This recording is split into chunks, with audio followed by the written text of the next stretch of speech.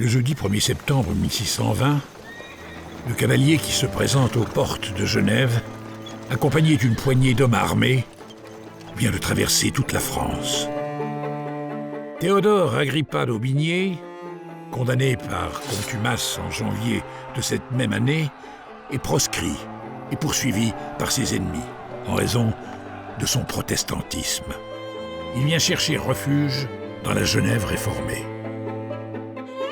S'il est un historien, un poète et un homme cultivé, il est avant tout un guerrier, farouche défenseur de la foi huguenote. Un chef militaire intraitable, ayant participé à d'innombrables combats religieux à travers toute la France. Le petit Agrippa est âgé d'11 ans seulement lorsque son père meurt, en lui faisant solennellement jurer de les venger sous peine d'être maudit. Il ne laisse à son fils que des dettes et le souvenir d'un père qu'il aura toujours connu combattant, puis mourant pour sa foi. Son curateur l'envoie, à 13 ans, terminer ses études à Genève, sous la protection de Théodore de Bèze. Agrippa, de caractère violent et indiscipliné, se morfond. Tournant le dos au livre, il quitte Genève et se lance désormais à corps perdu dans tous les combats pour la cause réformée. Comme son père avant lui, il sera un témoin précieux des guerres de religion en France et relatera les épreuves et victoires de ceux qui ont embrassé la cause réformée dans son histoire universelle.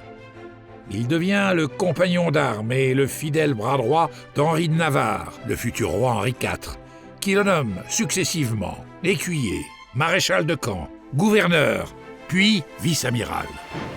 Leur relation est orageuse, l'irréductible d'Aubigné ne pardonnant pas au futur roi d'avoir abjuré le protestantisme en 1593.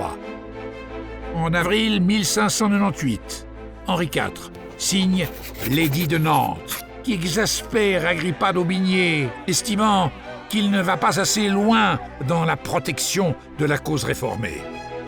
Agrippa d'Aubigné se réfugie alors en automne 1620 à Genève. Sa renommée l'a précédé et il est reçu avec les plus grands honneurs par la ville qu'il installe à ses frais à la rue du Vieux-Collège. Il souhaite rapidement posséder une maison de campagne et jette son dévolu sur la terre du Crêt, à l'entrée du hameau de Jussy. La seigneurie de Genève lui en facilite l'achat pour la somme de 40 000 florins. D'Aubigné devient ainsi vigneron. Il participa activement à la défense militaire de la cité et à son conseil de guerre et collabore activement à la restauration des fortifications de la ville. D'Aubigné et sa nouvelle épouse font rapidement du Crêt un lieu de rendez-vous de l'élite cultivée de Genève et d'ailleurs. L'ancien guerrier, musicien à ses heures, consacre tous ses loisirs à organiser des concerts et à revoir son œuvre littéraire. Il fait du Crêt un délicieux manoir qui onque ne retentit du fracas des armes, mais bien des joyeux élans de l'amitié. Il mourut le 9 mai 1630 et est enterré dans le cloître de Saint-Pierre, où s'élève maintenant le musée de la Réforme. Quelques années plus tard, en avril 1637, le Crêt fut acheté par Jacques Micheli. Près de 400 ans plus tard, les Micheli veillent toujours sur le Crêt et le domaine qui l'entoure et se souviennent d'Agrippa d'Aubigné et sa fière devise.